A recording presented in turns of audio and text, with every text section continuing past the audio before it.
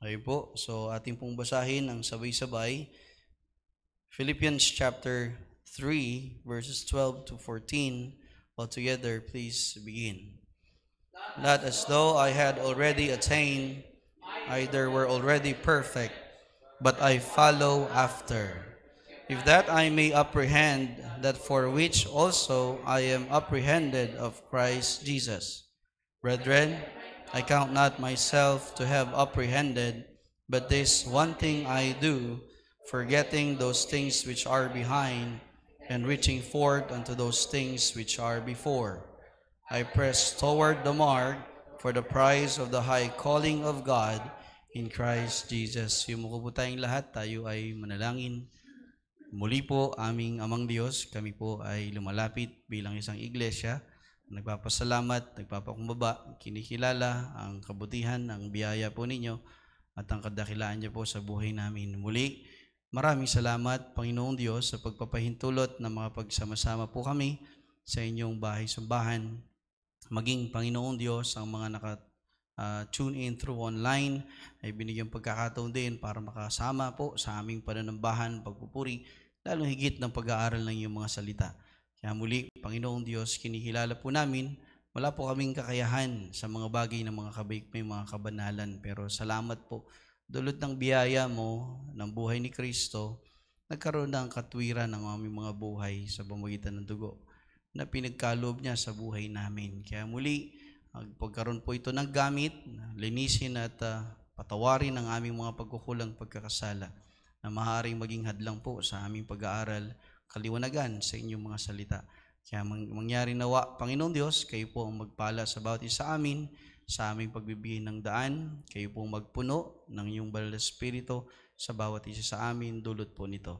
Kaya muli, Panginoon, ito po ay aming pagtanghal at pagkilala, pag-aabot ng aming pagmahal sa inyo, ito po ang aming dalangin sa pangalan ni Jesus. Amen. Maaari na po tayong makaupo at muli po magandang gabi sa ating lahat. Amen. Good to see po muli ang bawat isa. And would like to acknowledge lang po pala, nakalimutan nating banggitin.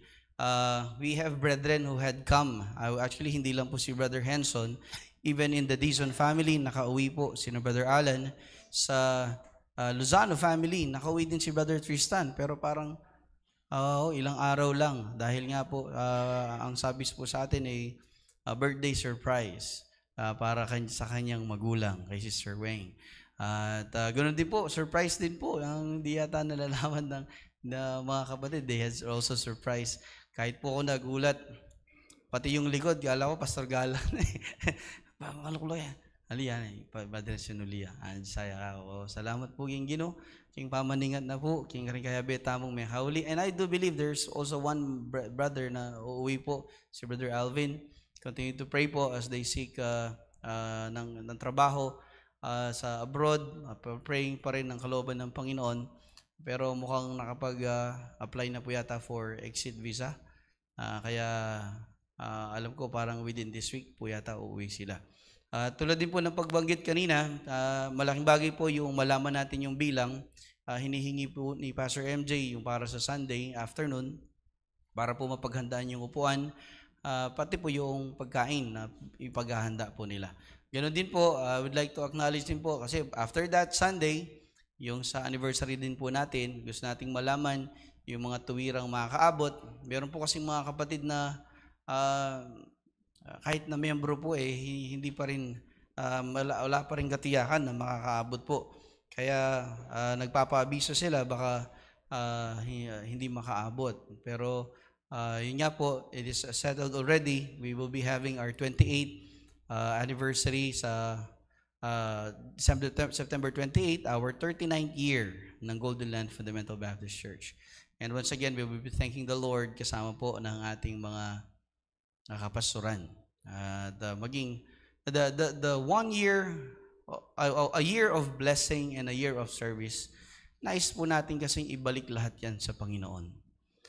At kaparaanan po din, salamat, kanina nakapag-tune in din po tayo, nga lang, hati-hati, kasi nga po ongoing ang service kanina, and we thank the Lord, nakapag-Lord's table din po tayo sa lugar ng EFBC kanina. But salamat po sa patuloy na pagliliwanag. I hope, siguro pagdudugtong po ito. Kasi nga po, this is where we see the value of why we keep on continuing, knowing, continuing on seeking, continuing on serving the Lord. Dahil nga po, simula sa pagkakakilala natin sa Panginoon, hindi po yun ang katapusan.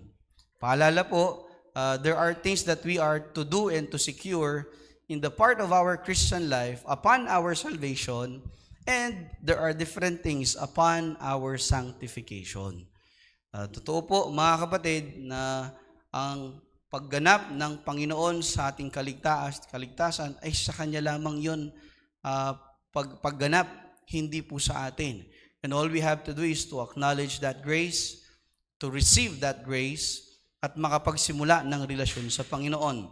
Now, dahil hindi naman po tayo hindi naman tayo bagong mga mananampalataya, and we do acknowledge na sa 39 years ng simbahan po ng Golden Land, meron na rin pong mga tumagal sa pananampalataya. But this is our reminder, lalo na po sa ating anniversary, because there's always the call of the Lord sa atin po bilang mga lingkod niya na tayo ay lumago. There's always the call to grow. Paalala po mga kapatid.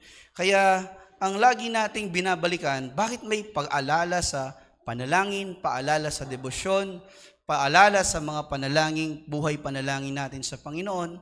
Paalala bakit kahit ngayon, binabalik nga po natin ang kasanayan. Kasi ngayon, it's now just a common thing na nagbubukas ng Bible.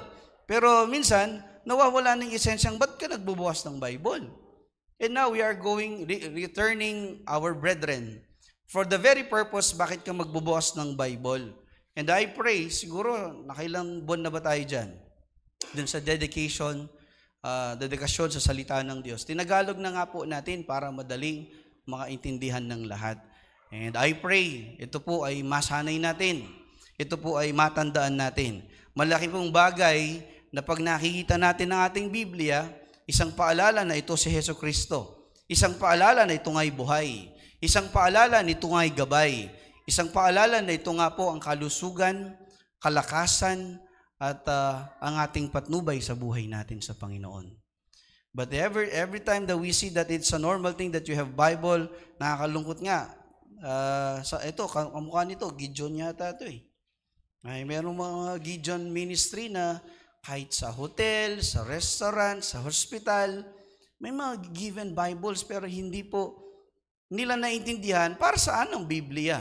Kaya pinapaliwanag po natin ngayon in our manner, kasi hindi po talaga pwede, tulad ng hamon ni Pablo. Philippians chapter 3 verse 12 to 14. Ang nilalaman po nito ay paalala na hindi natatapos ang ating buhay sa kaligtasan. Na kaya binabalikan tayo dun sa verse 14 that there is a call to press toward the mark. May tawag na bakit kailangan tayong magsikap. May panawagan ng Diyos sa buhay natin.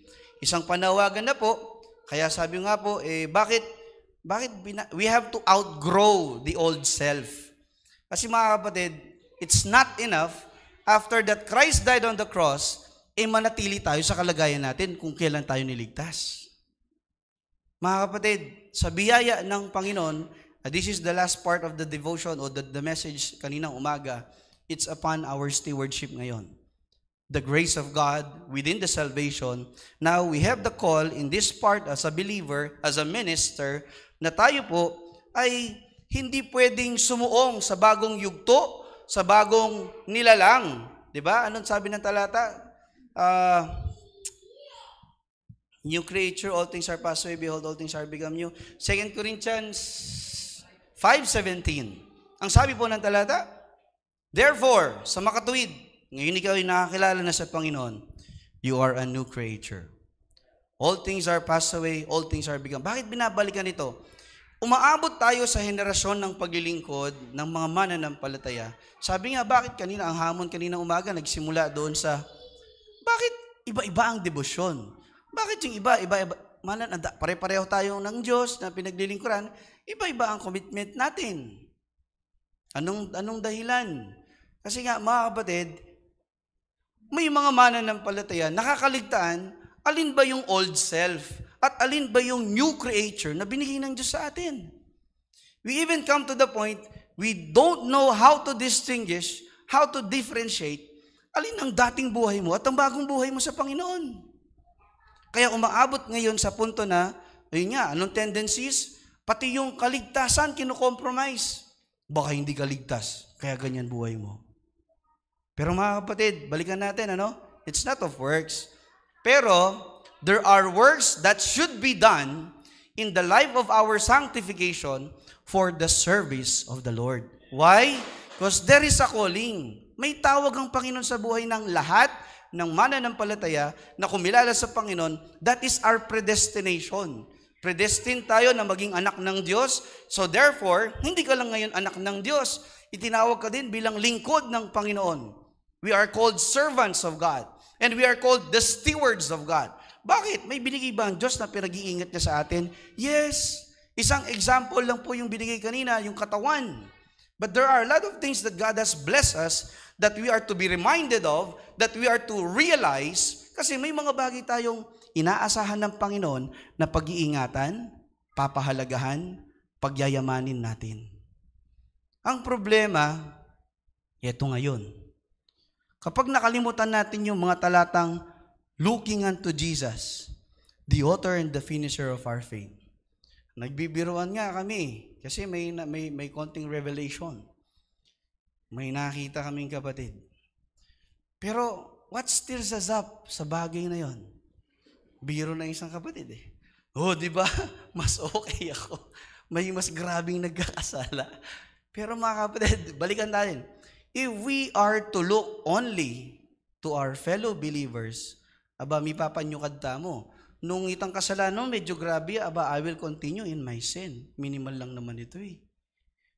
Pero mga kapatid, ang tawag ng Panginoon sa pananampalataya natin sa paglilingkuran at pagpapahalaga, pagiging mabuting katiwala, it's not depending on every believer.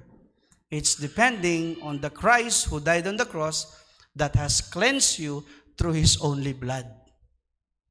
Kaya mabalik tayo sa punto na nakakaligtaan yata. Kaya mga kapatid, baka iba nalito, it's of proper use. Kapag may mga mananampalataya, kaya tayo nandito, may pinaglilinang tayo sa Panginoon. May pinapahalagahan tayong panawagan ng Panginoon. Hindi tayo just to fulfill any church activity.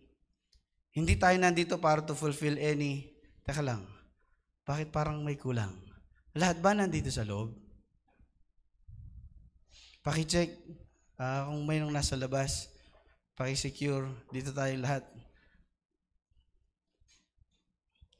Balikan natin yung mga talata, mga kapatid. Please do remember, Romans 12:1 and 2. Ang sabi po ng talata ng Panginoon, that be ye not, ano po sabi doon? Be ye not, sige po, buksan po natin, Romans 12:1 and 2. Hanggang verse 2, kahit para mabilis po tayo mga kapatid. Nakita na po? Romans 12 verse 2. Can we read it all together? Ready? Begin. And be ye not conformed to this world, but be ye transformed by the renewing of your mind. Mga kapatid, ito sinasabi natin. If God has given us a new creature, there is this new season of our life that God has given us a new beginning. Pero, ang punto ng Panginoon, bakit? Kasi nga, hindi pwede na may bagong buhay ang binigay sa iyo ng Panginoon, tapos hinahabol mo yung dati mong buhay. Andiyan po ba, amen? I would recall, ang tawag ng Panginoon sa old self natin, dating buhay natin, is to mortify. Pag sinabing mortify, to put to death, separate, hiwalay ang buhay mo. Hindi yung hiwalay mo yung buhay mo sa tingin mong mas makasalanan sa'yo. Hello? Ang bilis nating maghiwalay pag alam natin, mas marinat siya. Wala mo, latang dinat eh. Mas madumi siya, mas malaki siyang kasalanan. Tayo konti lang. Yun ang tingin mo. Yun ang toleration mo. Yun ang justification natin sa mga ginagawa natin. Pero mga kapatid, this is a call. Even in Matthew,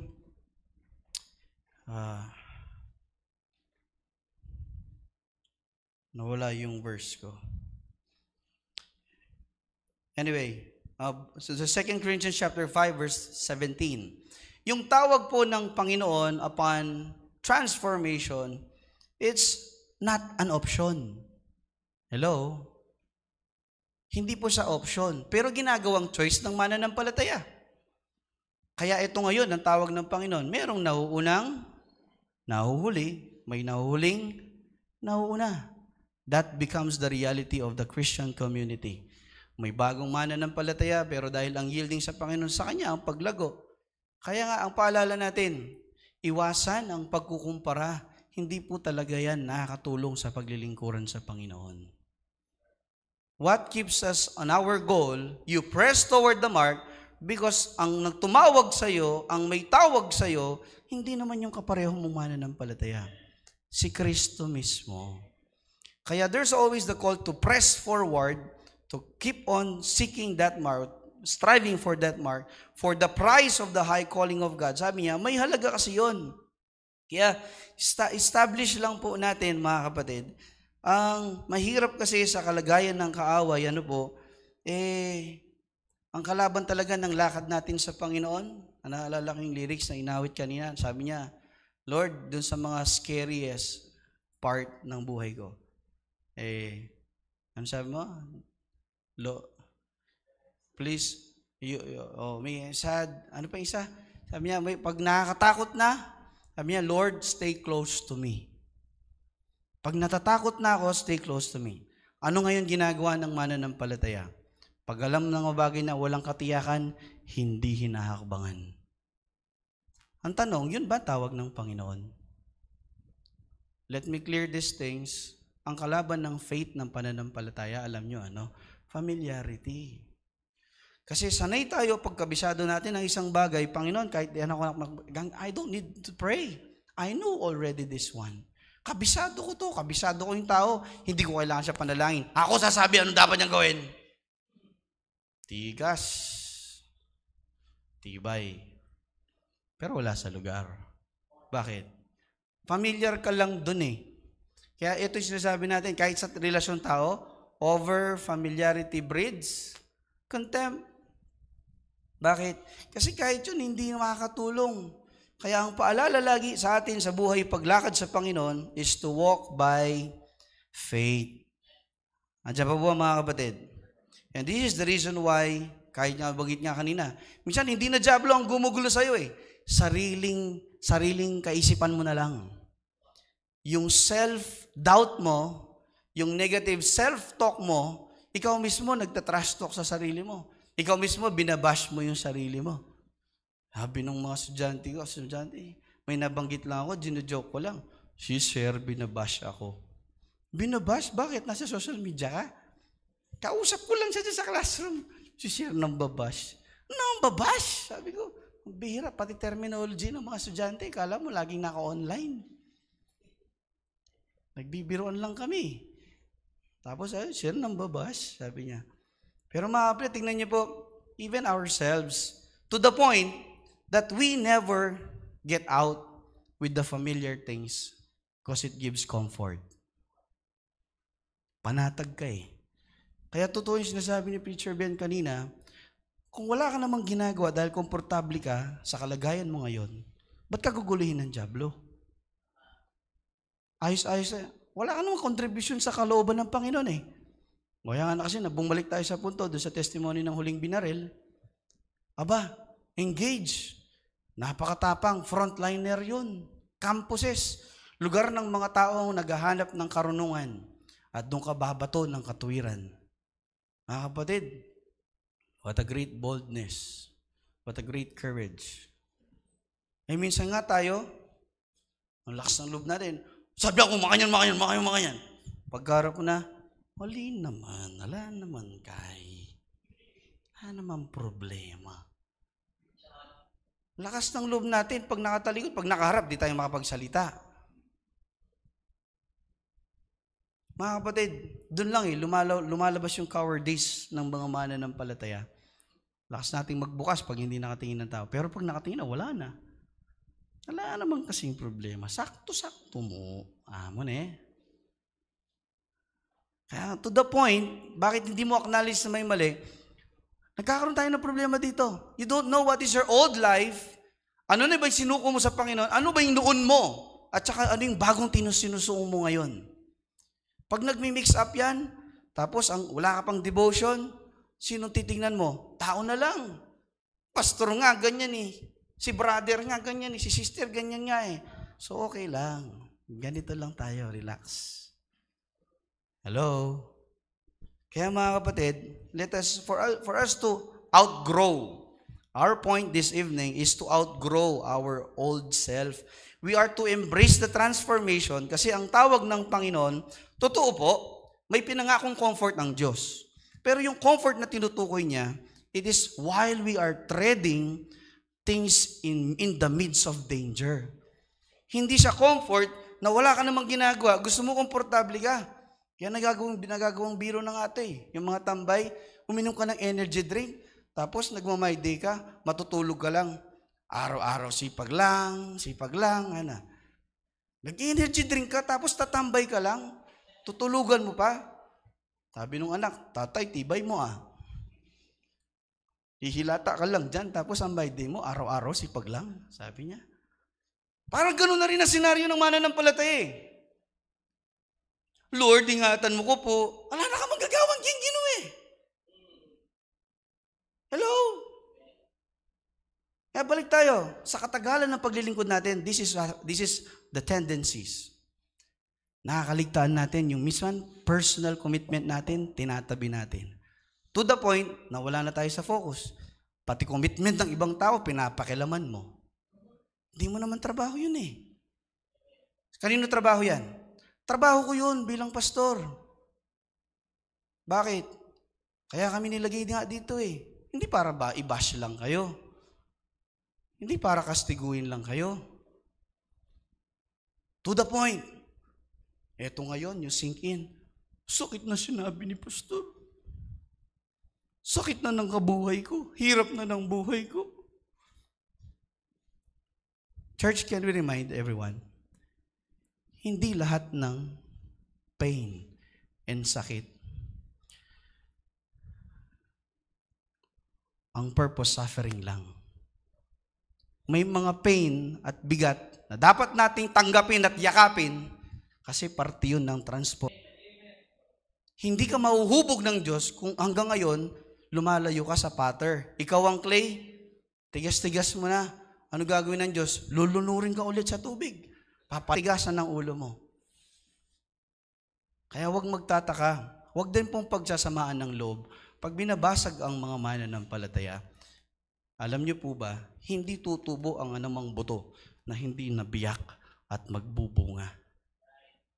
All the seeds I know, pag yan ibinaon, doon sila nababasag at doon lumalaki. At naniniwala ako, walang taong gustong maglugar sa pailalim at madilim na lugar. Pero minsan, tulad nun, pebare na ako ng Ginoo, madalumdum, wala na akong balo, wala na akong kasigraduan. Nakalimutan natin. Ang utos ng Panginoon, cast thy bread upon the waters, so that you could find it after many days. Ang punto ng cast thy bread, the bread is the life, our life. And the water is the Word of God, is the presence of God. Yun ang naging illustration eh. Hindi ko alam sa Old Testament yun. Sabi niya, cast thy bread. Babad mo sarili mo sa presensya ng Panginoon. Babad mo sarili mo sa salita ng Diyos. Kasi pag hindi mo yan binabad, paglabas mo, may ibang pupuno sa'yo.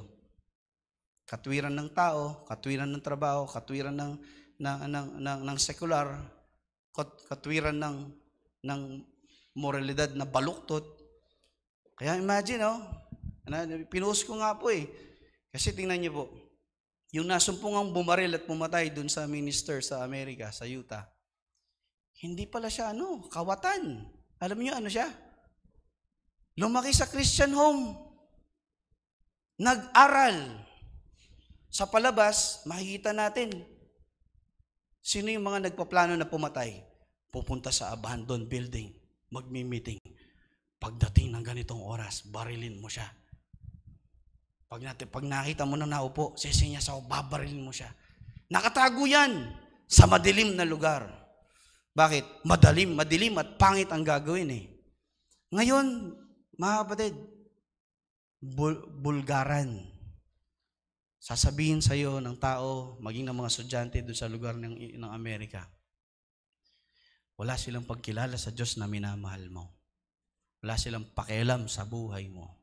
Wala silang pakialam sa pagsisikap mo sa Diyos mo. To the point, ba't mo ko pinapakialaman? Facesist daw siya. Bandang huli, ngayon, nung tinanong, what do you feel nung namatay itong taong ito? Sabi sa kanila, well, someone has to do it. Ang sabi niya,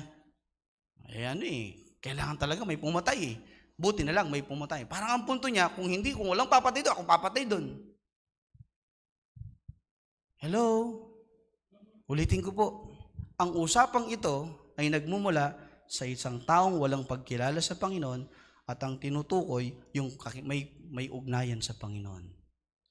Tuwirang rebuke, tuwirang, anong tawag doon? Persecution. Hindi, ang nakakalungkot, Christian community maririnig mo yon. May mga nasang hindi tama, pero pag narinig mo sa Christian community, akala mo, tamang-tama. Kaya sabi ko, I myself, when I feel offended, sino po na-offend sa inyo? Amen, amen. Alam niyo ba, anong pakiramdam ng offended? Pag na-offend ka, tingin mo, tama ka. Pero paalala ko po, hindi ibig sabihin na-offend ka, tama ka. Hindi lahat ng na-offend, tama. Minsan kailangan natin ng koreksyon. Kailangan natin ng katwiran. Ayaw lang nating mapakinggan. Kaya nakakalungkot pa, ginugroom na ngayon, new generation. Sabi nga, young people, nakakalungkot. Nasa henerasyon na kayo. Simpleng instruction, simpleng correction, hindi kayang tanggapin ng mga kasama ninyo. Ano ngayon, Pastor? Kasi nga, you are already in this world. I want to give an awareness. Listen. Yung dating kahihiyan, tinatago. Ngayon, yung dating kahihiyan, binubulgar, ginagawang katatawanan. Ngayong ginagawang katatawanan, na-twist na, pwede na siyang maging katwiran. Joke-joke lang naman eh. Prank lang naman eh. Kaso, sa katagalan at dami ng mga tinwist nila na kahihiyan na umabot sa katwiran, twisted na yung moralidad ng tao ngayon. Mga kapatid, to the point na kahit ang mananampalataya ngayon, twisted na ang identity. Hindi mo na alam sino talagang mananampalataya. Hello? Kaya nga, bumabalik tayo sa punto, ba't may ganun, Pastor? Kasi nga, minsan, imbis na gamitin mo yung biyaya ng Panginoon para paluguin, i-transform ka ng Panginoon, baligtad. We use the grace of God to justify our sins. We use the grace of God para i-tolerate yung mga kasalanan natin. Hindi po ganun ang gamit ng biyaya ng Diyos. May nag-illustrate nga dalawang tao. Dalawa kaming magkaibigan. Yung kasama niya, laki ng katawan. Pinagtatakan ko, parehong gym ang pinuntahan namin. Parehong gym ang bigat ang binubuhat namin. Ang pinagtatakan ko, pagkatapos ng 3 buwan, hindi kami pareho ng katawan. Bakit kaya? Tinanong niya yung kasama niya. Kasi, when I go outside this gym, sabi niya, I bring the gym with me. Kung bawal akong kumain sa loob ng gym, pagdating sa pagpapalaki at pag-iingat ng katawan ko, pagdating ko sa labas, bawal akong kumain ng mga bagay na ikakataba ko, ikakasakit ko. Ganun pala, sabi nung isa. Kasi ako, basta nag-gym ako ngayon, paglabas ko, kahit ano pwede kong kainin. Ang sagot ko naman, total mag-gym naman ako. Bandang huli, pagkatapos ng 3 buwan, ba't hindi tayo pareho? Kasi yung isa, ginamit niya yung gym as a justification to spoil his own body. Yung isa, ginamit niya yung gym para i-groom at palakasin yung kanyang katawan. Dinala niya yung gym niya kahit saan siya magpunta. Yun din ang punto ng mananampalataya. Paalala ko po hindi lang naiiwan dito si Kristo. Whenever we go outside this church, kasama pa rin natin ang Panginoon. Pwede bang dating tandaan? Gaano tayo sabi nga, andun na sa punto si preacher, sabi niya, magsasahambol tana mo Grabe. Pagdating dito, humble-humble mo, paglabas mo, yabang-yabang mo. Pagdating dito, tay-tahimik mo, pagdating mo sa labas, daldal mo.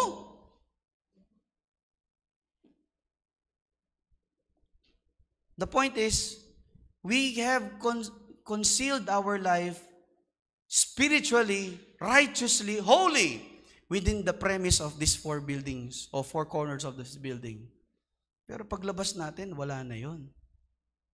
Nakakaligtaan natin. Kaya sabi nga po ulitin ko, identify the old self. Paglabas mo, akala mo, ang tinatanggihan mo, yung dati mong buhay, yan na pala, iniingatan mo. Kaya nga, balikan natin yung mga verses, Romans 12, 1 and 2, be not conformed. May talata pa po dyan.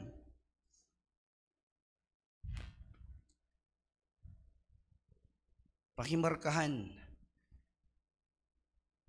At ay tama din ang isip. Kasi sabi dyan, verse 1, by the renewing of your mind, be transformed by the renewing of your mind. Dito po kasi nagbabago ang nagsisimula ang transformation sa pagbabago ng ating kaisipan. Pag masabago kang anyo, nilalang ng Panginoon, pero dala-dala mo yung dati mong kaisipan, walang mangyayari sa iyo. Parang yung sabi ng Panginoon sa Matthew, merong new oil, sabi niya, hindi niya naman ibubuhos doon sa lumang sisidlan. Kaya tayo binigyan ng bagong sisidlan ng Panginoon. Wala kasing gamit yung lumang sisidlan natin sa bagong pagpupuno ng Panginoon sa buhay natin. God is never pleased in flesh and blood. Saan napiplease? Doon sa spirit.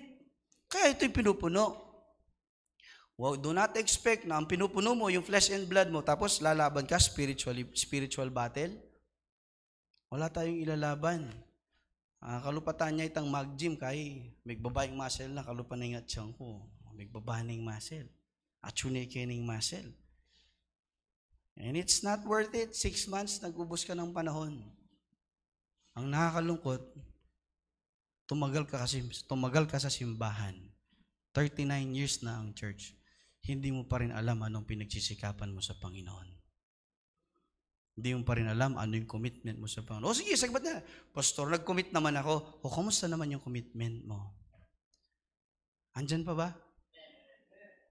Nabalikan mo pa ba? Alam na ng Panginoon, makakalimot ka. Kaya andito si kapatid. Kaya ulitin ko pa, huwag magdadamdam. Pag sinabihan kayo, in the merit of service, sinabihan kayo, Kristiyano ka pa mo. In the merit of service, that should be done. Bakit? Yun ang purpose ba tayo nagkakasama We share accountability. We share responsibility. Hindi tayo maghihilahan pababa. Nagpapaalalahanan tayo kasi nga ang goal, we want to encourage everyone to stay in the will of God. Ang problema, iba ginagamit dito yun sa salvation. Kristiyano ka po mo, potay kaligtas, may te balat. Do not equate your goodness, your righteousness into the grace, saving grace of God. Yun ang punto ni Preacher Bian kanina umaga. Hindi talaga pwedeng ikumpara doon. At huwag nyo lang pananatilihin doon. Kasi ulitin ko, may tawag ang Panginoon sa buhay natin ng pagganap, paghubog, para maganap ang kalooban ng Diyos sa buhay natin. And iba, Pastor, di ko kasi alam ano gagawin. Kaya sabi, wala kasing vision.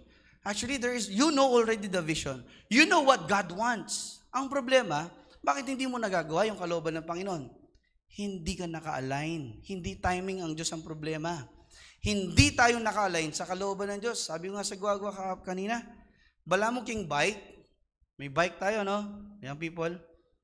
Itang sprocket, gangating kang sprocket, naman makadugtong kitang kadena, agang pedal kang dinalan ken at libo, mandaring bike. Maka-align yung sprocket mo eh. So align me pa. Potang in-align me, connect me kitang kadena, itang paldak lang dyan, uusad yan. Ang problema, alam mo yung gagawin mo. Problema, ayaw mong ilapat yung buhay mo sa kalooban ng Panginoon. Ito ngayon yung issue natin. Obedience, submission, trusting the Lord. Ayaw mo magtiwala sa Panginoon kasi komportable ka sa kabisado mo. Pero ayaw mong lumapat o humakbang sa mga bagay na hindi mo kabisado. Sample, sa Bible, yun sabi niya, sinampal ako sa kaliwa, bibigay ko pa yung kanan? Ano ko? Hello? Pamilyar ka eh. Bakit? Alam mo, ang tao abusado. Pero kung ang tao may pagkilala sa Panginoon, magigising yan sa katotohanan. Ihain mo lang ang buhay mo. Kasi nga, nung ang Panginoon, hindi naman niya sasabihin na sinampal ka sa kaliwa, bibigay mo pa yung kanan. Ay, hindi, dapat makaganti ako. Katwiran ng tao yun eh. Ano katwiran ng Diyos? Sinampal ka, hayaan mo, bigay mo yung mukha mo. Di kung inabuso ka, hindi naman ikaw lang ang kausap nila. Nasa na ba ang Diyos sa buhay natin? Kaya nga, we have been reminded in every relationship, let God meditate in our relationship. Kasi nung yung tao mo yung kokorkulanta mo, kanya-kanya tamong matulid. Pero nung yung katuliran ng Ginoo maglibutad kaya katamo, papalya ka, pero yung ginugang kapilan man pumalya. Sabi ko nga kami, dalawa na lang kami si Sister Tess sa bahay. Nagbabakbakan pa kami. Sabi ko, mas gusto ko naman yun, nagbabakbakan kami, kasi sinadya na namin yung mga buhay namin, na pagdating ng mga arguments namin, gusto kasi namin maglingkod sa Panginoon eh. Di ba kaming magbakbakan sa katwiran, wag lang sa mga bagay na wala sa katwiran. Sayang yung away eh. Dito, nagpapalakasan kami. Dito, hinahanap namin yung matuwid eh. Kahit meron siyang matuwid, meron akong matuwid. Hindi, hanapin natin yung matuwid ng Panginoon. Hindi sapat yung sa amin lang eh. May limitasyon yung tao. And sinasabi ko to church, even when we deal with people, we deal with your family, nang kasakit po tangye may lilibutan din Ginoo. Alata mong maging allowance. Kung ano lang nakita mo, pamilyar ka, ito yung ginawa niya, yan na siya habang buhay. Pastor, may nakuyo. Ang bansag mo ngayon, magnanakaw yan. Wala na siyang karapatan magbago? Wala na siyang karapatan maituwid ng Panginoon? Bandang tauli, mas mabilis tayong mag-brand. Kesa sabi nga, restore, balik tayo, naalala ko kahit sa mga parents, we had been encouraging them. Kapag may mali ang bata, huwag niyong lelabelan yung bata. Sabihin niyo ano yung mali. You can never correct the person. We can only correct the action. Sample, may anak ko yung anak. Magnanakaw ka talaga kung bata ka ha. Imbis na anak, yung pagkuha mo doon, pagnanakaw yun. Yung ginawa mo, pwedeng palitan, pero yung persona mo, Diyos ang magbabago sa iyo dyan. Pero sa atin, ang hirap, kaya hindi na sinasabi ni preacher kanina umaga, ang hirap magkasala, kaya takot yung mga mananampalatayang pumalya kasi alam nila, huhusgahan sila. Pero sabi ko, balik tayo. Kahit anong paghuhusga ng tao sa'yo, Diyos ang mananatiling katwiran. Hindi naman yung sinasabi ng tao. Ang problema ngayon, dahil you are surrounded with judgmental people, ay naku gagalo. Bala ko, Kenny ko, keta ko. Alang pakilamanan. Bandang uli, you are in a church na walang pakilamanan. What kind of environment is that? Walang pressing toward the mark doon, mga kapatid. You want to press the mark in the high calling of God? Kaya ngayon magbabatikos, hindi para masabing mali lang siya. Kasi kapatid, medyo kanina, hindi nakakatuwa yung ginawa mo, pero pag-pray kita ha, ma-overcome mo yun, no? Pray tayo. So ngayon, mag-pray lang ng malapit ng ganito, palagay ko, nagkakahiyaan pa eh. Try nga natin, mabilisan. Yung katabi natin, mabilisan lang. Lord, bless mo po ang taong ito. 1, 2, 3, go. Hawakan mo. Magministeryo ka sa panalangin. Bless mo nga itong taong ito, Panginoon. And that is the desire of God, securing the calling of God, pressing toward the mark. We secure the peace. Why? Kasi may tawag ang Diyos. Hindi yung sarili mo ang nagdala sa'yo dito. Hindi tayo. Lalo na sa paglilingkuran. Kaya sinagad na tayo eh. Umabot tayo sa pananagumpay ng paglilingkod, hindi pa rin ikaw yan. Kasi sabi nga ni Pablo, brethren, I count myself apprehended. But this one thing I do. Teka lang. Hindi ito. Not as though I had already attained. Sabi niya verse 12. Either were already perfect. Imagine sabi nga po natin alam natin buhay ni Pablo. Kung next to Jesus, sinasabi nga palagi, si Pablo daw. Siya ang 3/4, halos ambag. May 1/4 na ambag sa Bible. Ang sabi niya pa sa sarili niya, neither were already perfect. Pero anong ginawa niya? But I follow after. Maminto kumu king Ginoo. The reason why there is righteousness in our life, it's only the key ang susi, pagsunod pa rin sa Panginoon. At gusto mong makasunod, magtiwala ka sa Panginoon mo. Kasi kung hindi ka magtitiwala, wala kang susundan sa Diyos mo. Ang tingin mo, mas matindi pa rin yung sinasabi mo sa sarili mo. Kaya kahit magbasa ng Bible, hindi ka makapagbasa. Ang tingin mo, mababaw lang ang Bible. Hindi mo kailangan yan. Pero mga kapatid, can we acknowledge, every time you seek the Word of God, that is where we acknowledge our submission na mas magaling niya kasi itang sasabihan mo, kaya sakit ang balo ko, kaya sakit ang sasabihan na rin tao. So, sapakan mo ko, dinan mo ko, pwedeng saksakan ni, ba't saksakin kayong buntok yo? Ano kayo, itang magma kanya na mag-review. Hindi spend time. That is effort. That is fellowship. Pagtibayin natin yung fellowship natin sa Panginoon. Kaya bumabalik po ako sa basic. Pagpaumanhin nyo mga kapatid. Ang sabi sa akin ng ibang mga lingkod, Pastor, nag-move forward na kayo as a church Oo, pero mayroon pa rin ayaw humakbang. Kaya ang susunod na naging team, stepping forward pa rin. Ngayon, handa na kayong humakbang? Handa na tayong sumulong para sa gawain ng Panginoon? O kung handa tayo, now let's be rooted into the Word of God. Kahit na sumulong tayo, pero hindi natin kasama ang katwiran ng Panginoon, wala tayong daratnan. Wala tayong pupuntahan. And what separates our desire to our destination? Hello, listen up. Discipline. Kuya, ng Pastor Joshua, discipline, katawa na lang yan, discipline. Mga kapatid, ang punto natin,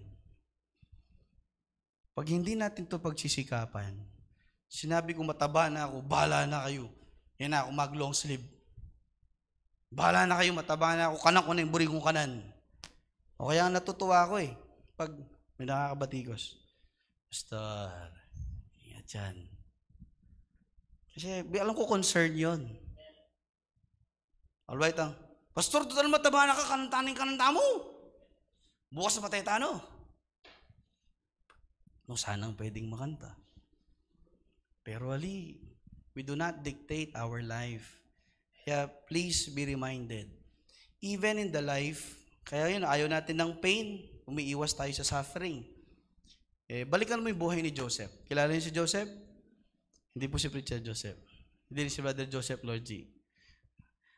Kundi yung Joseph in the Bible, from the dreamer becomes his desire, and now he has this discipline to stick into the Lord, even in the midst of suffering.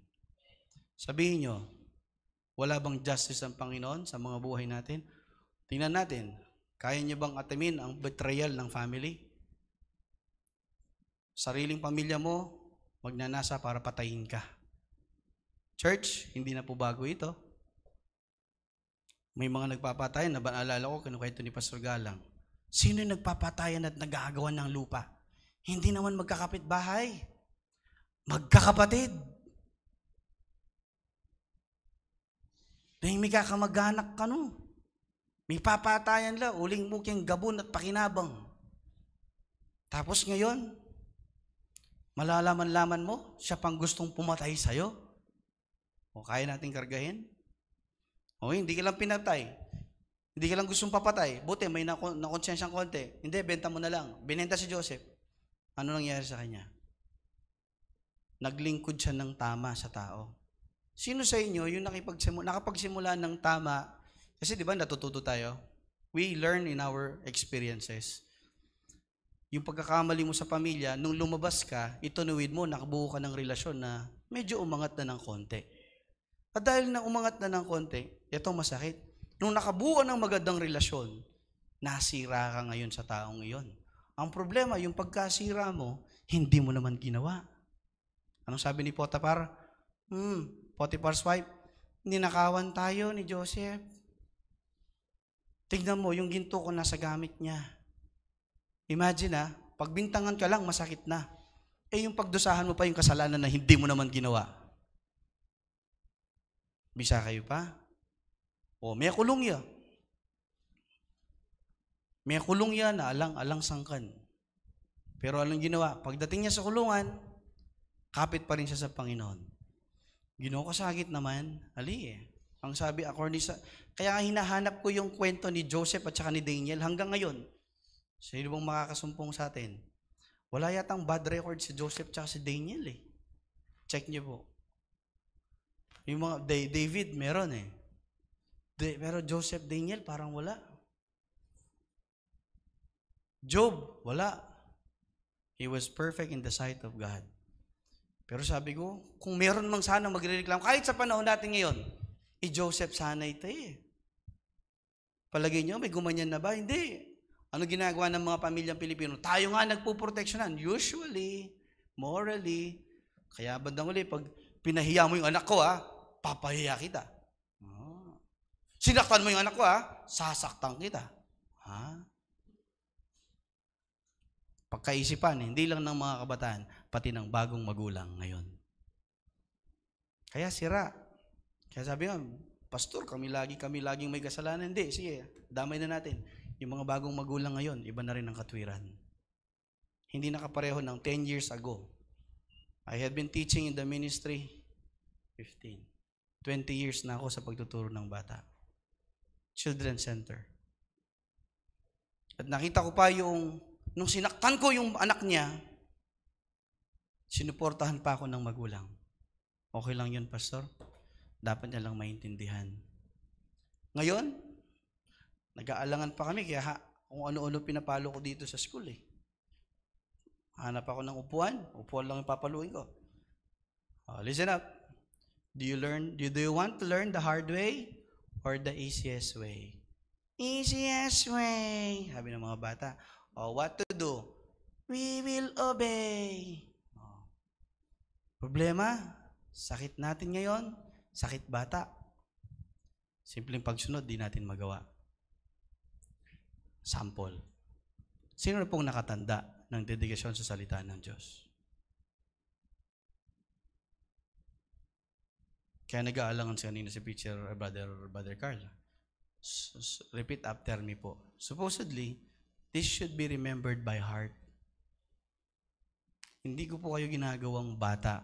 Pero minsan, yung disiplina natin, kailangan nating bumaba para lang mag-aabutan tayo sa katwiran ng Panginoon. Pangit ba yun? Sabihin na nila kung ano sabihin nila. Pero itong nakikita kong pangangailangan natin. Anong katiyakan ko, sabi ko nga po sa inyo, na pag-uwi natin sa bahay, ito pa rin ang pagpapahalaga natin. Anong katiyakan ko, pag-uwi natin sa bahay, kaya niyong umupo ng 2 oras para lang makinig at intindihin yung salita ng Panginoon. Napakadalang na lang. Kahit sa mga tatandang pastor, ito ang sentimento nila. Pastor, our problem today in our generation, we have already broken altars. Wala nang altar ang mga tao. Ano yung altar? yung personal space nila sa Panginoon. Kaya pag lumabas sila, ang dalada nila, yung kabisado nilang pagkatao nila. Imbis na dadalhin mo yung bagong buhay na binigyan ng Diyos, ponduhan mo nga sana kasi di walang laman eh. Ponduhan mo nga sana. Ano? Ponduhan mo nga sana, kaso hindi natin nilalamnan. Kaya hanggang ngayon, totoo pa rin yung sabi ng matatanda. Pagdating sa mga bagay na dapat natin gawin, hanggang ngayon, potang burita mo, dakal, paralan. Potang iya kabisa, dakal tamo sangkan. Alam niyo po, making excuses is a loyalty to our old self. Ulitin ko po.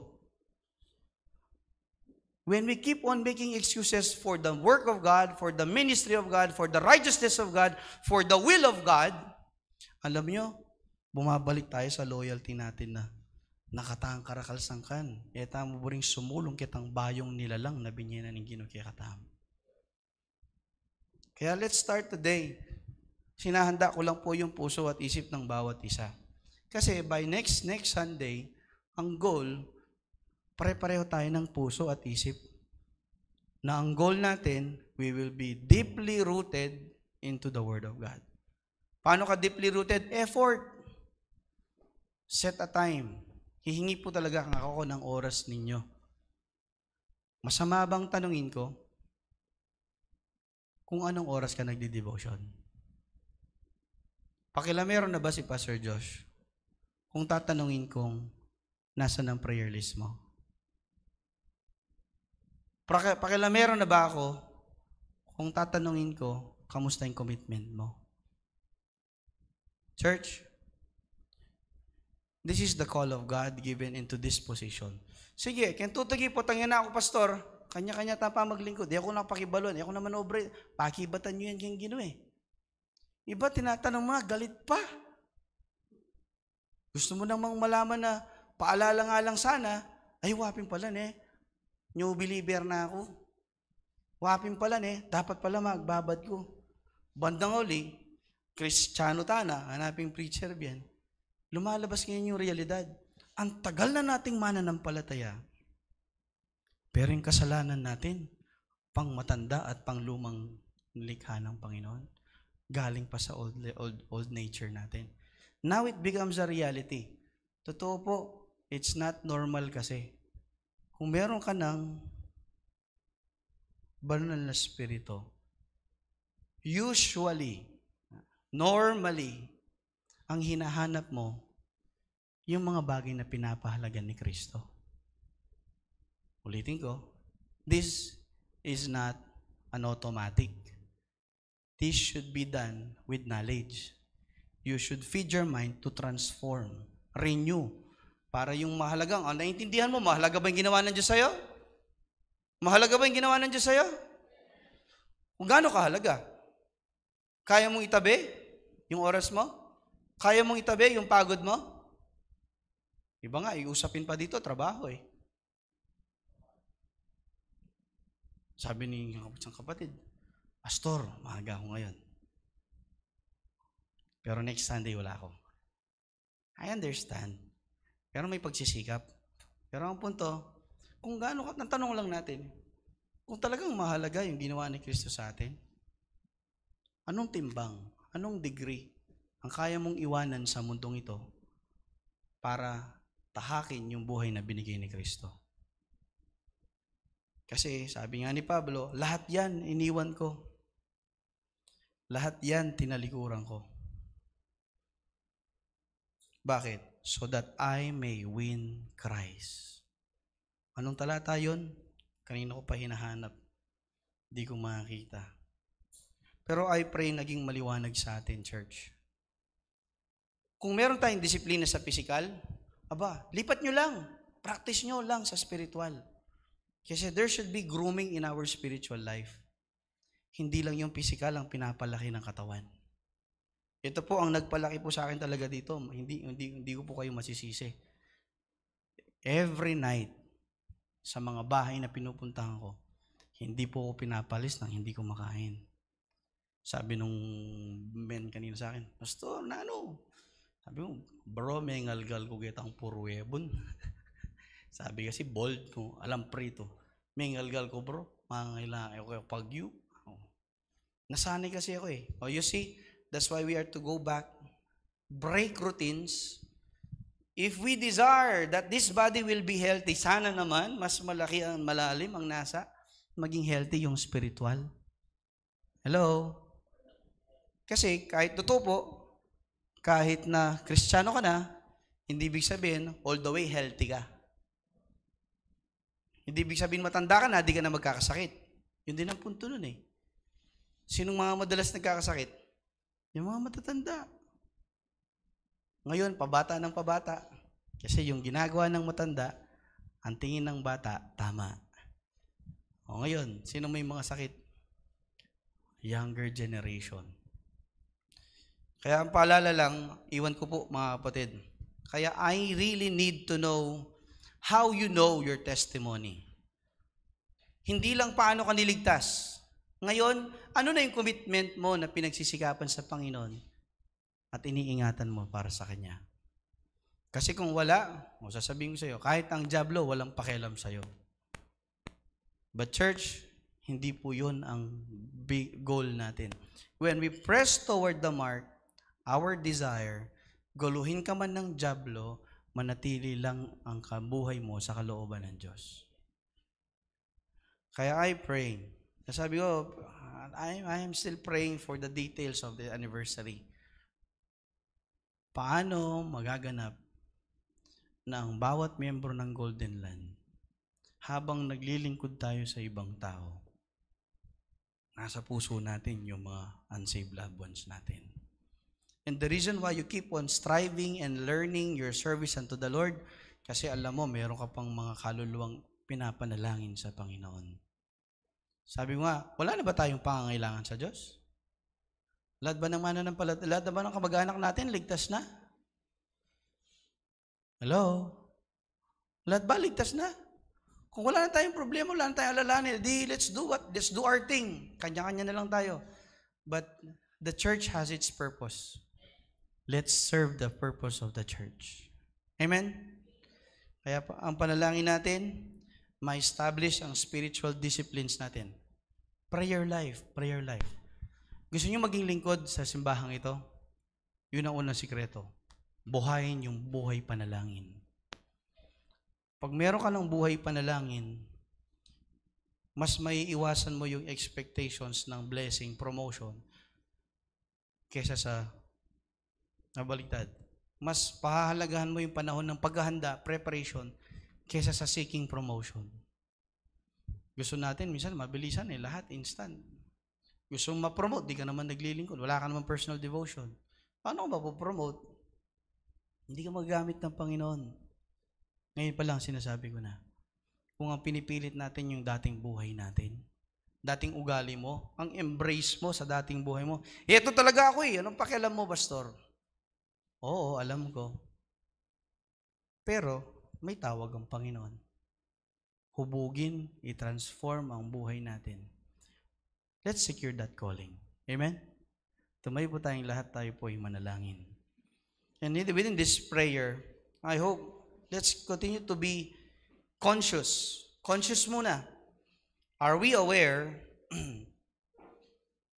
ng tunay na kalagayan natin sa Panginoon, our identity into the Lord? Are we aware that we have a new beginning into the Lord simula nung tinanggap mo ang Panginoon? At paalala ko, bukas pagising mo, sabi ng Bible, they are new every morning. Andiyan ang kahabagan ng Diyos. Kung gigisingin tayo ng Diyos bukas, can you help me, church, pray for you? With our commitments, ano nang striving, ano nang estado? Ano yung habits? Ano na yung mga beliefs mo? Ano na yung mga relasyon mo na tumatali sa iyo sa dati mong buhay? Ilapit mo sa Panginoon. Kasi tendencies lahat natin to nagiging realidad. Meron ka pa rin bang relasyon na wala sa kalooban ng Panginoon? Meron ka ba rin bang habits? Wow, amen.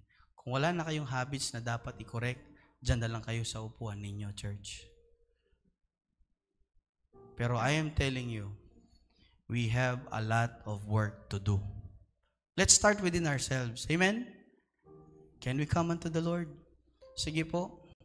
Unang sikreto, aminin natin na may kulang tayo. Kung palagay natin okay tayo, wala nang miministeryohin ng Diyos sa buhay natin. Come unto the Lord. Identify our nature. Identify what is the old and what is the new na binigay ng Diyos sa atin. Let's clear habits. Is all my habits leading me to the new life that God has given me? O baka yung habits natin hanggang ngayon nakatali pa sa old self? Let us establish how is our prayer, how is our fasting, how is our scripture meditation. O, pakialalahanin din po. Can we start accepting to replace excuses with obedience and responsibility? And then last, if you are in the state of suffering, let me remind you, in the process of God, in His refining fire, there is the process of pain.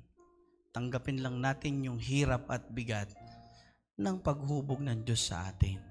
Tanggapin natin, hindi pa tayo perfect ngayon. May inaayos ang Diyos sa atin ngayon.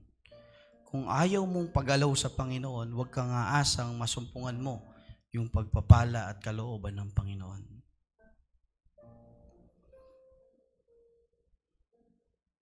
Manalangin po tayo. Muli po aming Amang Diyos.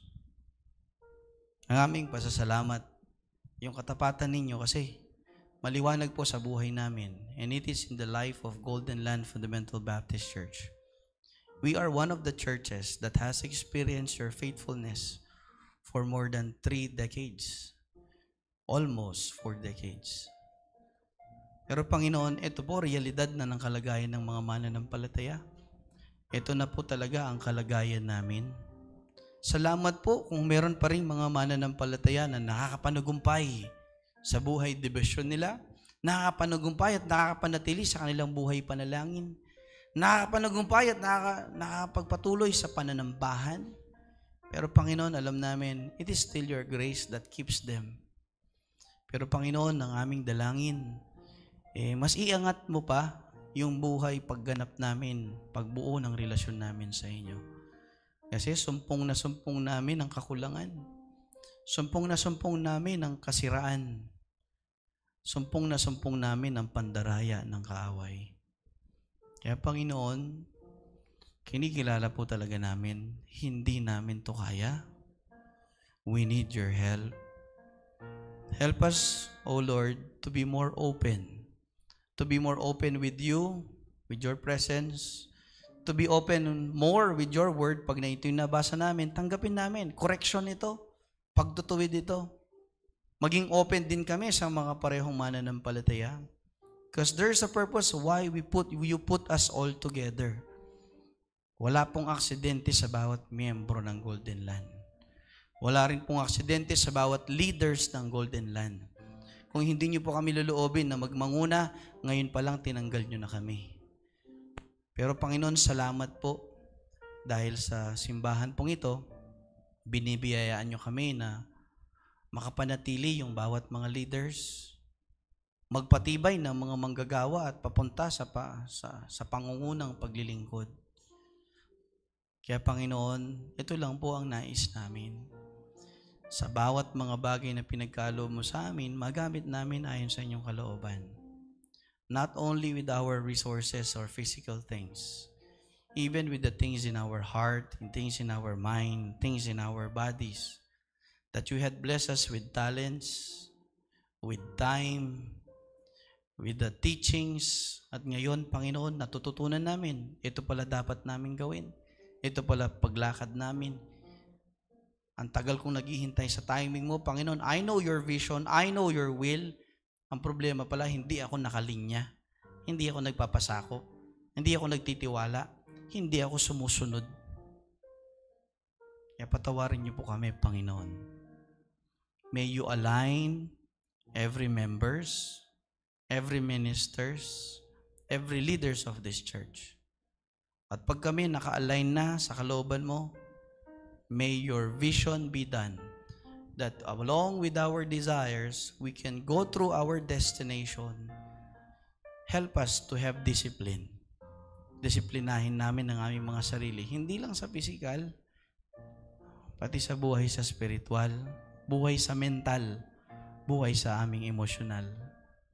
Dahil ang mga bagay pong ito ay kalakip ng aming personalidad na inihahandog sa inyo bilang paglilingkod namin.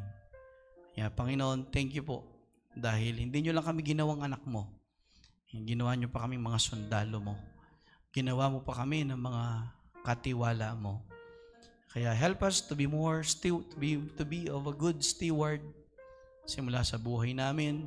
Help us to be more of a good steward sa mga karelasyon namin. Bless, O Lord, every relationship in this family, in this church. Ang mga mag-asawa, pagyamanin ang kanilang mga relasyon. Ang mga magkakapatid, pagtibayin, Panginoon. Ang mga mag-ina at mag-ama, pagtibayin ang mga relasyon, Panginoon Diyos. Kasi wala po kaming magiging impluensya kung hindi nyo kami papangunahan at babaguhin. We seek, O Lord, godly influence so that saan mo man kami dalhin, hindi ang aming persona at buhay ang nakikita, kundi kayo mismo. Maraming salamat, Panginoon. Kaya patuloy, even our brethren who are suffering, who are in pain today, who are in denial as well, Panginoong Diyos, kung itong mga pain na to ay bahagi ng paghubog mo, yayakapin namin. Pero kung yung mga pain na to dulot lang ng katigasan ng ulo namin, iiwanan namin. Yeah, give us that strength to say no with the things